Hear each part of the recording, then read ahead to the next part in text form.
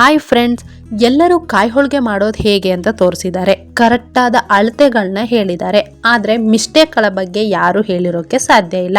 ನಾನಿವತ್ತು ಯಾವ್ಯಾವ ಮಿಸ್ಟೇಕ್ನ ಮಾಡ್ತೀವಿ, ಅವುಗಳನ್ನ ಹೇಗೆ ಸರಿ ಮಾಡಬೇಕು, ಅದ್ರ ಜೊತೆಗೆ ನಾನು ಒಂದು ಮಿಸ್ಟೇಕ್ನ ಮಾಡಿ ಅದನ್ನ ಹೇಗೆ ಸರಿ ಮಾಡಿ ಪರ್ಫೆಕ್ಟ್ ಆದ ಕಾಯಿ ಹೋಳಿಗೆನ ಮಾಡಿದ್ದೀನಿ ಅಂತ ಇವತ್ತಿನ ವಿಡಿಯೋದಲ್ಲಿ ತೋರಿಸ್ಕೊಡ್ತಾ ಇದ್ದೀನಿ. ಕಾಯಿ ಹೋಳಿಗೆ ಮಾಡಬೇಕಾದ್ರೆ ಮಾಡುವ ಆ 6 ಮಿಸ್ಟೇಕ್ಗಳು ಯಾವುವು, ನಾನು ಮಾಡಿರೋ ಒಂದು ಮಿಸ್ಟೇಕ್ನ ಪ್ರತಿಯೊಬ್ಬರು ಮಾಡಿರ್ತಾರೆ, ಅದು ಯಾವುದು ಅಂತ ವಿಡಿಯೋನ ಪೂರ್ತಿಯಾಗಿ ನೋಡಿದ್ರೆ ನಿಮ್ಗೇನೆ ಗೊತ್ತಾಗತ್ತೆ. ಹಾಗಿದ್ರೆ ಫ್ರೆಂಡ್ಸ್, ತಡ ಮಾಡೋದು ಬೇಡ, ವಿಡಿಯೋನ ಸ್ಟಾರ್ಟ್ ಮಾಡೋಣ. ನೀವಿನ್ನು ನನ್ನ ಚಾನಲ್ನ ಸಬ್ಸ್ಕ್ರೈಬ್ ಮಾಡಿಲ್ಲ ಅಂದರೆ, ನಿಮಗೆ ನಾ ಮಾಡೋ ಅಡುಗೆಗಳು ಇಷ್ಟ ಆಗಿದ್ರೆ ಪ್ಲೀಸ್ ನನ್ನ ಚಾನಲ್ನ ಸಬ್ಸ್ಕ್ರೈಬ್ ಮಾಡ್ಕೊಳ್ಳಿ. ಫಸ್ಟ್ ಮಿಸ್ಟೇಕ್ ನಾವು ಮಾಡೋದು ಯಾವುದು ಅಂದರೆ, ಕಣಕ ಅಥವಾ ಮೈದಾ ಹಿಟ್ಟು ನೆನೆಸಿದ ತಕ್ಷಣ ಹೋಳಿಗೆ ಮಾಡ್ತಾರೆ. ಆ ಮಿಸ್ಟೇಕ್ನ ಮಾಡಬಾರ್ದು. ನೋಡಿ ಫ್ರೆಂಡ್ಸ್, ನಾನಿಲ್ಲಿ 1 ಬೌಲ್ ಕಾಯಿ ತುರಿಗೆ 1 ಬೌಲ್ ಮೈದಾ ಹಿಟ್ಟನ್ನ ತಗೊಂಡಿದ್ದೀನಿ. ನೀವು ಮೈದಾ ಹಿಟ್ಟು ತುಂಬಾ ಕಡಿಮೆ ಹಾಕೊಳ್ಳಕ್ ಆಗಲ್ಲ. ಇದಕ್ಕೆ 1/4 ಚಮಚ ಉಪ್ಪು, ಅರ್ಧ ಚಮಚ ಅರಿಶಿಣವನ್ನ ಹಾಕೊಳ್ತಾ ಇದೀವಿ. ಉಪ್ಪು ರುಚಿಗೆ, ಹಾಗೇನೆ ಅರಿಶಿಣ ಪುಡಿ ಕಲ್ಲರಿಗೋಸ್ಕರ.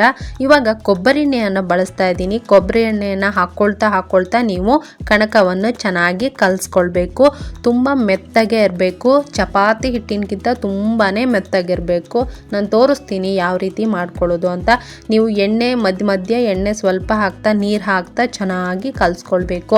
ನಾವು ಇಲ್ಲಿ ಕಣಕ ಕಲಸೋದ್ರ ಮೇಲೇನೆ ನಮ್ಮ ಹೋಳಿಗೆ ಎಷ್ಟು ಸ್ಮೂತಾಗಿ ಬರುತ್ತೆ ಅಂತ ಗೊತ್ತಾಗೋದು. ನೋಡಿ, ನೀರನ್ನ ಹಾಕೊಳ್ತಾ ನಿಧಾನವಾಗಿ ನಾವು ಹೂರಣವನ್ನ ಚೆನ್ನಾಗಿ ಕಲಸೋಣ.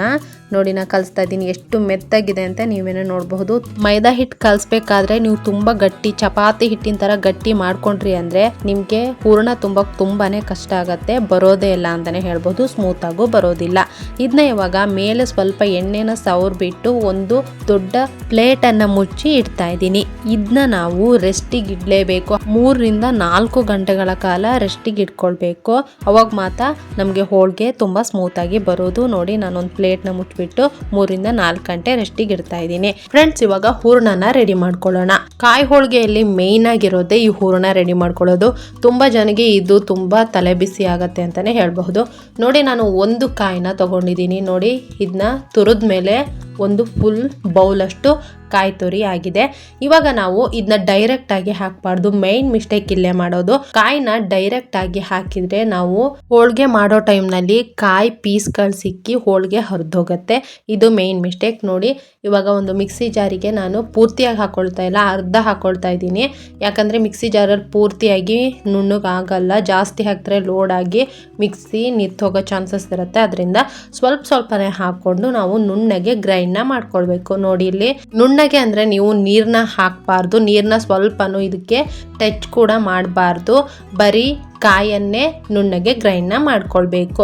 ರುಬ್ಕೊಂಡಂತ ಕಾಯಿನ ಒಂದು ಪ್ಲೇಟ್ಗೆ ಹಾಕೊಳ್ತಾ ಇದ್ದೀನಿ. ಫ್ರೆಂಡ್ಸ್, ನೀವು ಬೇಕಿದ್ರೆ ಒಣ ಕಾಯಿ ತುರಿನೂ ತಗೊಳ್ಬಹುದು. ಆದ್ರೆ ಇದ್ರಷ್ಟು ರುಚಿ ಅದನ್ನ ಕೊಡಲ್ಲ. ನೀವು ತುಂಬಾ ದಿನ ಇಡಬೇಕು ಅಂದ್ರೆ, ಜಾಸ್ತಿ ಮಾಡ್ತಾ ಇದ್ದೀರಾ ಆದ್ರೆ ಒಣಕಾಯೇ ಬೆಸ್ಟ್ ಅಂತಾನೆ ಹೇಳ್ಬಹುದು. ನೋಡಿ, ಉಳ್ದಂತ ಕಾಯಿನೂ ಕೂಡ ಹಾಕಿ ನಾವು ಇವಾಗ ಗ್ರೈಂಡ್ ನ ಮಾಡ್ಕೊಳ್ಳೋಣ. ಈ ಗ್ರೈಂಡ್ ಮಾಡ್ಕೊಳ್ಬೇಕಾದ್ರೆ ನೋಡಿ, ನಾನು 2 ಏಲಕ್ಕಿ 4 ಲವಂಗನ ಹಾಕ್ತಾ ಇದ್ದೀನಿ. ನೀವು ಪಾಕಕ್ಕೆ ಹಾಕ್ಬೇಕಾದ್ರೂ ಹಾಕಿ, ಆದ್ರೆ ಇದ್ರಲ್ಲಿ ಹಾಕಿದ್ರೆ ತುಂಬಾ ರುಚಿ ಕೊಡತ್ತೆ. ಆದ್ರಿಂದ ನಾನು ಇದಕ್ಕೂ ಹಾಕಿದ್ದೀನಿ. ಇದನ್ನೆಲ್ಲ ಒಂದು ಪ್ಲೇಟ್ಗೆ ಹಾಕಿ ಇಟ್ಕೊಳ್ಳೋಣ. ಇವಾಗ ಪಾಕಕ್ಕೆ ರೆಡಿ ಮಾಡ್ಕೊಳ್ಳೋಣ. ಪಾಕ ಇಲ್ಲಿ ಮೇನ್ ಅಂತಾನೆ ಹೇಳ್ಬಹುದು. ನಾನು ಒಂದು ದೊಡ್ಡ ಬೌಲ್ ನಲ್ಲಿ ಕಾಯಿ ತುರಿ ತಗೊಂಡಿರೋದ್ರಿಂದ ಇಲ್ಲಿ ಅರ್ಧ ಬೌಲ್ ಅಷ್ಟು ಬೆಲ್ಲವನ್ನ ತಗೊಂಡಿದ್ದೀನಿ. ಇಲ್ಲಿ ನಾವು ಮನೆ ಬೆಲ್ಲನ ಬಳಸಿರೋದ್ರಿಂದ ಅರ್ಧ ಬೌಲ್ ಬೆಲ್ಲ ಜಾಸ್ತಿನೇ ಆಗತ್ತೆ ಅಂತಾನೆ ಹೇಳ್ಬಹುದು. ಅದಕ್ಕಿಂತ ಸ್ವಲ್ಪ ಕಮ್ಮಿ ತಗೊಳ್ಬೇಕು, ಇಲ್ಲಾಂದ್ರೆ ನಾವು ಜಾಸ್ತಿ ಪಾಕನ ಮಾಡ್ಕೊಳ್ಬೇಕಾಗತ್ತೆ. ನೋಡಿ, ಇವಾಗ 1/4 ಲೋಟ ನೀರ್ನ ಹಾಕೊಳ್ಳೋಣ. ಹಾಕೊಂಡು ಚೆನ್ನಾಗಿ ಪಾಕನ ಮಾಡ್ಕೊಳ್ಳೋಣ. ನೋಡಿ, ಇವಾಗ ಚೆನ್ನಾಗಿ ನೀರನ್ನ ಹಾಕೊಂಡು ನಾನು ಪಾಕಕ್ಕೆ ಇಟ್ಕೊಂಡಿದ್ದೀನಿ. ಇವಾಗ ಪಾಕ ಚೆನ್ನಾಗಿ ಕರಗತ್ತೆ. ನಾ ಹೇಳಿದ್ನಲ್ಲ, ಇಲ್ಲಿ ಮೇಯ್ನ್ ಒಂದು ತಪ್ಪನ್ನ ಮಾಡಿಬಿಟ್ಟು ಅದನ್ನ ಹೇಗೆ ಸರಿ ಮಾಡ್ಕೊಳ್ಳೋದು ಅಂತ ನಿಮಗೆ ತೋರಿಸ್ಕೊಡ್ತಾ ಇರೋದು. ನೋಡಿ, ಇವಾಗ ನಮಗೆ ಬೆಲ್ಲ ಜಾಸ್ತಿ ಆಗಿದೆ. ನಾವು ಮನೆ ಬೆಲ್ಲ ಹಾಕಿರೋದ್ರಿಂದ ಇದು ಜಾಸ್ತಿ ಅಂತಲೇ ಹೇಳ್ಬಹುದು. ಇನ್ನು ಚೆನ್ನಾಗಿ ನಾವು ಪಾಕನ ಬರೆಸ್ಕೊಳ್ಬೇಕು. ಒಂದೆಳೆ ಪಾಕ ಬರಬೇಕು. ನೋಡಿ ಇವಾಗ ಚೆನ್ನಾಗಿ ಕುದಿಸ್ಕೊಳ್ಳೋಣ. ಕುದಿಸ್ಕೊಂಡು ಒಂದೆಳೆ ಪಾಕ ಬರೋ ತರ ನಾವು ಪಾಕನ ಮಾಡ್ಕೊಳ್ಳೋಣ. ನೋಡಿ ಇವಾಗ ಇದು ಒಂದೆಳೆ ಪಾಕ ಇನ್ನು ಬಂದಿಲ್ಲ. ನೀವು ಪಾಕನ ಚೆನ್ನಾಗಿ ಮಾಡ್ಕೊಳ್ಬೇಕು. ಈ ರೀತಿ ಕಟ್ ಆಗ್ಬಾರ್ದು, ನೇರವಾಗಿ ಒಂದೆಳೆ ಬರ್ಬೇಕು. ನೋಡಿ ಫ್ರೆಂಡ್ಸ್, ಪಾಕ ಬರ್ದೆ ನಾನು ಕಾಯಿ ಹಾಕ್ತಾ ಇದ್ದೀನಿ. ನೀವು ಈ ರೀತಿ ಮಾಡ್ಕೊಳ್ಬೇಡಿ, ಪಾಕ ಬಂದ ಮೇಲೆ ಹಾಕಿ. ನೋಡಿ ಫ್ರೆಂಡ್ಸ್, ನಾ ಹೇಳಿದ್ನಲ್ಲ ಒಂದು ತಪ್ಪು ಮಾಡಿ ಅದು ಹೇಗೆ ಸರಿ ಮಾಡೋದು ಅಂತ ನಾನು ನಿಮ್ಗೆ ತೋರಿಸ್ತೀನಿ ಅಂತ. ಅದರಲ್ಲಿ ಇದು ಒಂದು ತಪ್ಪು ಅಂತಾನೆ ಹೇಳ್ಬಹುದು. ನಾವು ಕಾಯಿನ ಸ್ವಲ್ಪ ಕಡಿಮೆನೆ ತಗೊಂಡಿದೀವಿ, ಯಾಕಂದ್ರೆ ಬೆಲ್ಲ ಜಾಸ್ತಿ ತಗೊಂಡೆ ಅಂತ ಹೇಳಿದ್ನಲ್ಲ. ಮನೆ ಬೆಲ್ಲ ಆಗಿರೋದ್ರಿಂದ ಬೆಲ್ಲ ಸ್ವಲ್ಪ ಜಾಸ್ತಿ ತಗೊಂಡಿದ್ದೀನಿ. ಇದ್ರ ಜೊತೆಗೆ ಒಂದೆಳೆ ಪಾಕ ಬರೋದ್ರೊಳಗೆ ನಾನು ಕಾಯಿನ ಹಾಕೊಂಡಿದ್ದೀನಿ. ಇದರಿಂದ ನಮ್ಗೆ ನೋಡಿ ಈ ರೀತಿ ಆಗಿದೆ. ಉಂಡೆ ಕಟ್ಟೋಕ್ಕೂ ಬರೋದಿಲ್ಲ, ಈ ನೀರು ಹಾಗೆ ಇರುತ್ತೆ ಅಂತಾನೆ ಹೇಳ್ಬಹುದು. ನೀವು ಎಕ್ಸ್ಟ್ರಾ ಕಾಯಿ ಇದ್ರೆ ಈ ರೀತಿ ಹಾಕೊಳ್ಬಹುದು. ಇದೇನಾದ್ರೂ ಇಲ್ಲ ಅಂದ್ರೆ ಒಣ ಕೊಬ್ಬರಿ ತುರಿಯನ್ನ ಹಾಕೊಳ್ಬೇಕು. ಅದು ಇಲ್ಲ ಅಂದ್ರೆ ಹುರಿಗಡ್ಲೆ ಪುಡಿ ಇರತ್ತಲ್ಲ, ಪುಟಾಣಿ ಪುಡಿ, ಅದನ್ನು ಸಹಿತ ಹಾಕೊಳ್ಬಹುದು. ಇಷ್ಟು ನಿಮಗೆ ಆಪ್ಷನ್ಸ್ ಇದೆ. ನೀವೇನಾದ್ರೂ ನೀರಾಗಿ ಬಂತು ಹೂರ್ಣ ಅಂದ್ರೆ ನೀವು ಇಷ್ಟನ್ನು ಮಾಡ್ಕೊಳ್ಬೇಕಾಗತ್ತೆ. ನೋಡಿ ಇವಾಗ ನಾ ಕರೆಕ್ಟ್ ಮಾಡಿದ್ದೀನಿ. ನಾನು ಸ್ವಲ್ಪ ಕಾಯಿ ತುರಿನ ಹಾಕೊಂಡಿದ್ದೀನಿ. ಹಾಕೊಂಡು ಬರೀ ಹಾಗೆ ಉಂಡೆ ಕಟ್ಟೋದಲ್ಲ, ನೀವು ಸಣ್ಣ ಉರಿಯಲ್ಲಿ ಆ ರಸ ಅಷ್ಟು ಹೋಗೋ ತನಕ ಈ ರೀತಿ ಫ್ರೈನ ಮಾಡಬೇಕು. ಪಾಕ ಗಟ್ಟಿ ಮಾಡ್ಕೊಂಡು ತುಂಬಾ ಜಾಸ್ತಿನೂ ಹುಡಿ ಮಾಡ್ಕೊಳ್ಬೇಡಿ. ರೆಡಿಯಾಗಿದೆ, ಸೈಡಿಗೆ ಇಟ್ಕೊಳ್ಳೋಣ. ನಮ್ಮ ಹಿಟ್ಟು ಹೇಗ್ ಬಂದಿದೆ ಅಂತ ತೋರಿಸ್ಕೊಡ್ತಾ ಇದ್ದೀನಿ. ನೋಡಿ ಎಷ್ಟು ಚೆನ್ನಾಗಿ, ಎಷ್ಟು ಸ್ಮೂತ್ ಆಗಿದೆ. 3 ರಿಂದ 4 ಗಂಟೆ ಇವಾಗ ಬಿಟ್ಟಿದ್ದೀನಿ.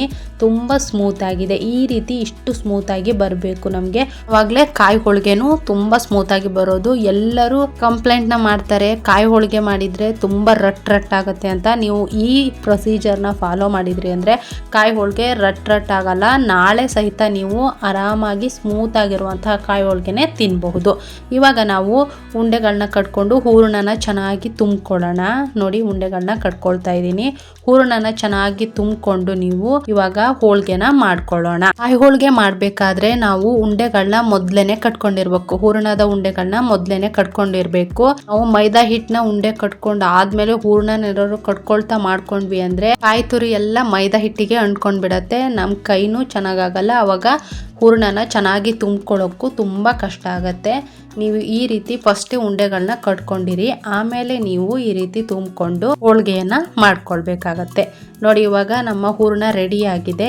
ನಾವಿವಾಗ ಒಂದು ಚಪಾತಿ ಮಣೆಯನ್ನ ತಗೊಳ್ತಾ ಇದ್ದೀನಿ. ನೋಡಿ ಇದಕ್ಕೆ ಒಂದು ಕವರ್ನ ಚೆನ್ನಾಗಿ ರೌಂಡ್ ಆಗಿ ಕಟ್ ಮಾಡ್ಕೊಂಡಿದ್ದೀನಿ. ಇದಕ್ಕೆ ಚೆನ್ನಾಗಿ ಇವಾಗ ಎಣ್ಣೆನ ಹಾಕೊಂಡು ನಾವು ತುಂಬಿಟ್ಕೊಂಡಂತಹ ಹೂರಣವನ್ನ ಇಟ್ಕೊಂಡು ಮೇಲೆ ಮತ್ತೊಂದು ಕವರ್ನ ಹಾಕ್ಬಿಟ್ಟು ಚೆನ್ನಾಗಿ ಅದನ್ನ ರೌಂಡ್ಗೆ ಅಗ್ಲವಾಗಿ ನಾವು ನಾದ್ತಾ ಹೋಗ್ಬೇಕಾಗತ್ತೆ. ನೋಡಿ ಈ ರೀತಿ ಮಾಡ್ಕೊಳ್ತಾ ಹೋಗ್ಬೇಕು. ನೀವು ಇನ್ನೊಂದ್ ತರನೂ ಮಾಡ್ಕೊಳ್ಬಹುದು. ಇದಕ್ಕೆ ಮೈದಾ ಹಿಟ್ಟನ್ನ ಹಾಕ್ಬಿಟ್ಟು ಒರಿಯೋ ಮಣೆಯಿಂದ ಒರಿಬಹುದು. ಚಪಾತಿ ತರ ನಾವು ಒರಿಬಹುದು.